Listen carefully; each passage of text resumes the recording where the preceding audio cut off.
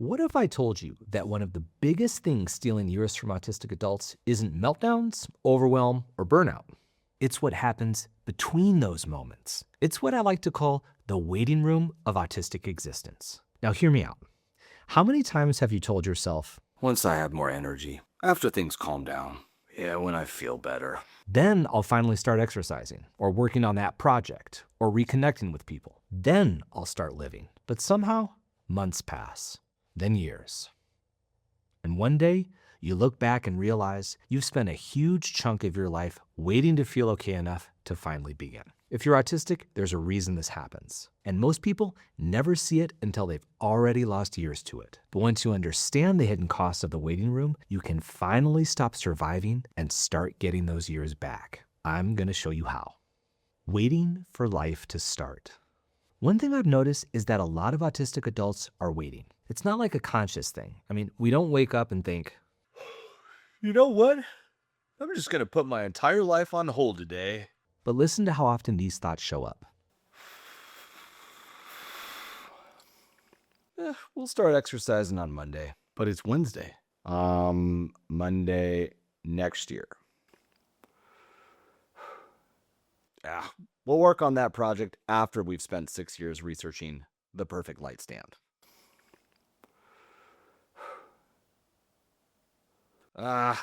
We'll call them after we recover from thinking about calling them.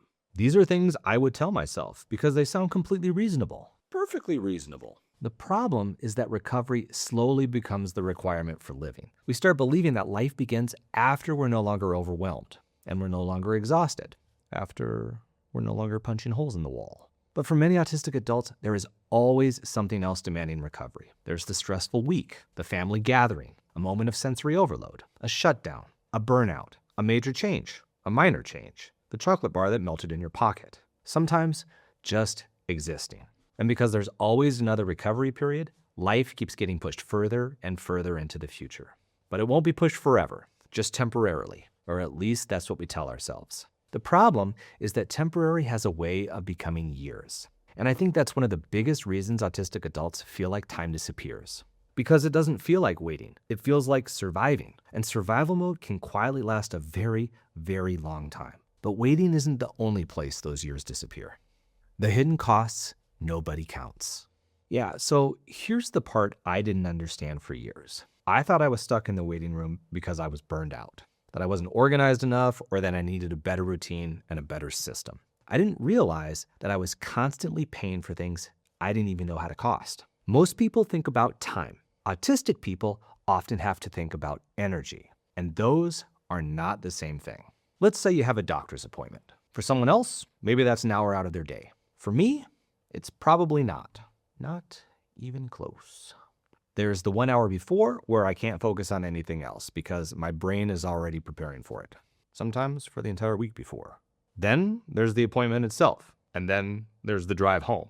And then there's that weird period afterward where my brain just stops working. I open the refrigerator 16 times. I walk into a room and forget why I'm there. I stare at my phone for 20 minutes because I know I should be doing something, but I just can't seem to start.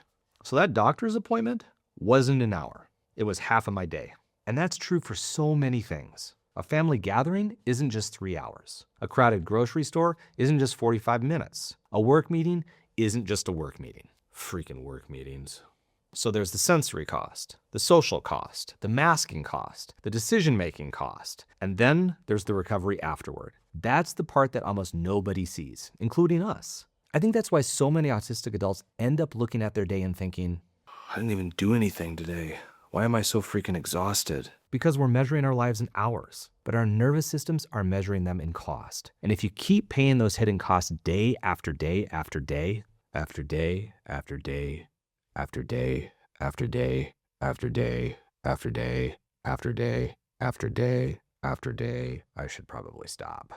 Eventually something happens. You stop bouncing back and you start needing more recovery. The waiting room gets bigger, more uncomfortably familiar. And before you know it, you've been living in that miserable room for years, which is where something big and dangerous starts to enter the picture. When the bill finally arrives. One of the ways I think about autistic burnout is that burnout isn't the problem. What? Burnout is the bill. Oh my God! It's the bill for months or years of accumulated cost. And at first, it's so subtle. I mean, it just kind of creeps up on you. A little less energy, a little less patience, probably a little less motivation, possibly a little less capacity, definitely a little more bourbon. Just saying. And then tasks start feeling harder, even simple ones. Decisions start feeling harder. Everything becomes harder. Things you used to enjoy stop feeling enjoyable. And eventually, it feels like your brain has exploded, filed an official complaint with management, and then quit. Which is awkward because management also happens to be your brain. Good God, man! Now, here's where I think a lot of years get lost. Because when this happens, people start looking for explanations. For years, I thought the problem was motivation. So I worked on motivation. Then I thought it was productivity. So I worked on productivity. Then I thought it was discipline. So guess what? I worked on discipline. Good God, man! Yeah, and it kept going. I thought it was anxiety, then depression, then stress, then burnout. And every time I solved one problem, I was still exhausted because nobody was talking about the actual costs I was paying every single day. Nobody was talking about the social cost, the masking cost, the recovery cost. We're trying to solve a problem without seeing the whole picture. And when you're solving the wrong problem, it's easy to spend years going in circles. And these circles are exhausting and debilitating. You're trying harder, you're pushing harder, blaming yourself harder, without ever addressing the thing that's actually draining you. This is how you end up in that autistic waiting room. And that's where a lot of the lost years happen. And look, it's not because autistic people aren't trying. Most of us are trying incredibly hard. Looking back, I don't think I lost years because I wasn't trying. I think I lost years because I spent years recovering from a life that wasn't sustainable.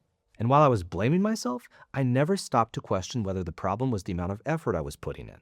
Maybe the problem was the cost. Maybe I wasn't failing because I needed to try harder. Maybe I was exhausted because my nervous system was paying bills I didn't even know existed. And before I show you what started changing things for me, if you're realizing this is exactly what's been happening in your life, we actually put together something free called the Autistic Roadmap. It helps you figure out where your biggest challenges are and where to actually get started instead of feeling lost and trying to fix everything at once. I'll put the link below if you'd like to grab it. Okay, now here's what actually started changing things for me. Getting your years back. The biggest shift for me was realizing that the goal isn't to become someone who never needs recovery. The goal is to build a life that costs less to recover from. I want you to learn from my mistakes because for years, I thought the answer was becoming tougher. Just need to be more productive, more resilient. Just need to get better at pushing through. But what if that's not the answer? What if the answer is reducing the cost? And I don't just mean taking more breaks. I mean looking at your life and asking a completely different question. Not, how do I push through this? but Why does this cost me so much energy in the first place? maybe it's because you're masking through every work meeting. Maybe it's because you're saying yes to every social situation. Maybe it's because your house, your schedule, or your environment is constantly overstimulating your nervous system. And that's how you end up breaking kitchen appliances. Maybe you're treating recovery as something you earn after you've completely depleted yourself, instead of something you build into your life on purpose.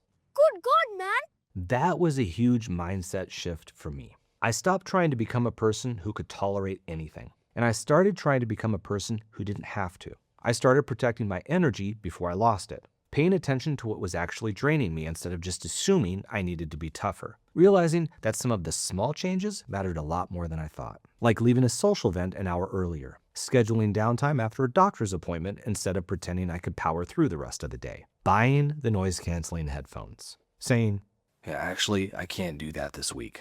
I implemented these changes not because there was something wrong with me. I did it because I was trying to stop spending tomorrow's energy today. I think that's one of the biggest mistakes a lot of autistic adults make. We borrow energy from the future. We push through because we don't want to disappoint people. We ignore what our nervous system is telling us. And then we're surprised when we end up back in the waiting room again.